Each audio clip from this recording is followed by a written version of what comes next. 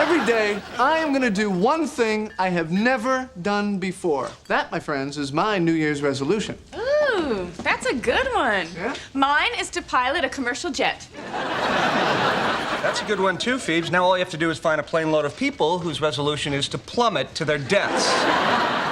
Ring in the new, a Sunday morning on New Year's Eve. Here again is Jane Pauley.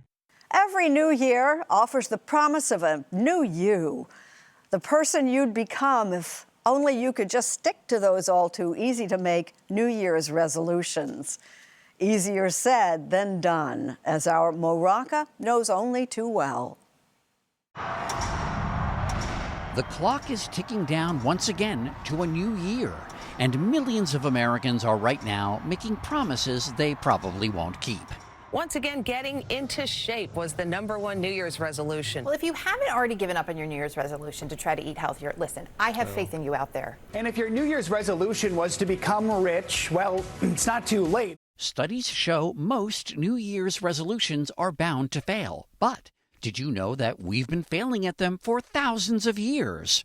Even if we go very far back in history, we can find people trying to kind of orchestrate a fresh start at the New Year's through resolutions.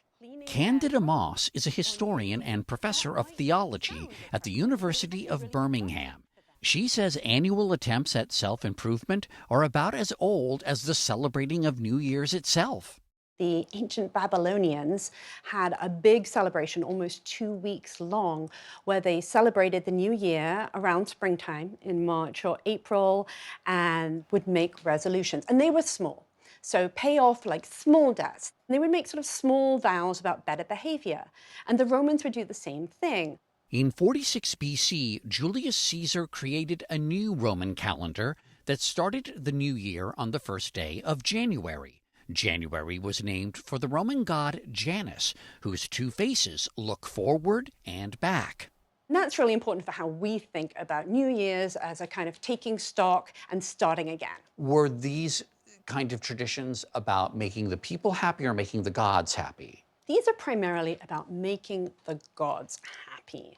And that's really what New Year's is about. It's a kind of supernatural spring cleaning.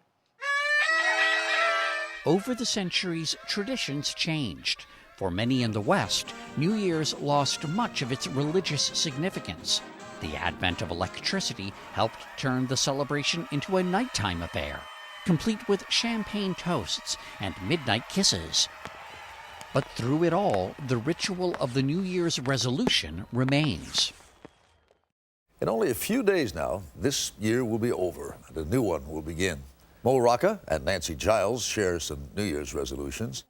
And back in 2008, my friend and colleague Nancy Giles and I publicly acknowledged our own resolutions. How much do I love New Year's resolutions? I've had the same 3 for the last 9 years. We got together 15 years later to see how they held up. Number 1, learn to speak Spanish fluently. Number 2, read the Bible cover to cover. I just can't get past Leviticus. And 3, complete a back handspring unassisted. It is weird to look back at this stuff, and I did have the same resolutions over and over and over again. Those are such noble resolutions, and that you stick to it. So how's the Spanish going? Sí.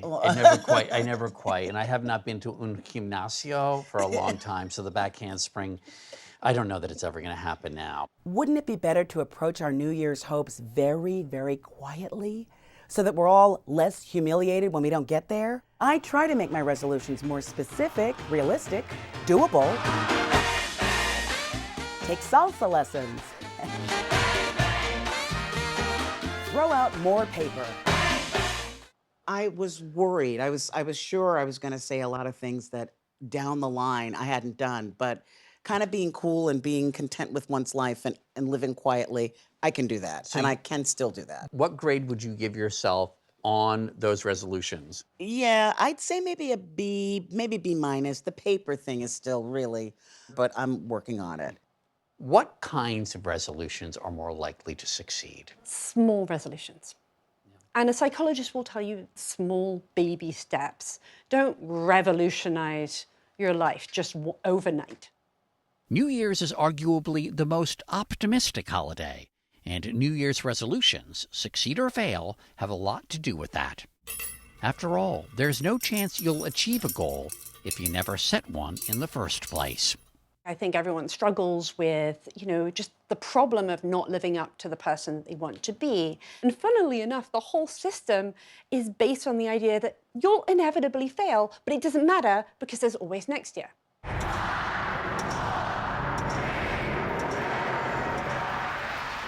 Cheers. Happy New Year.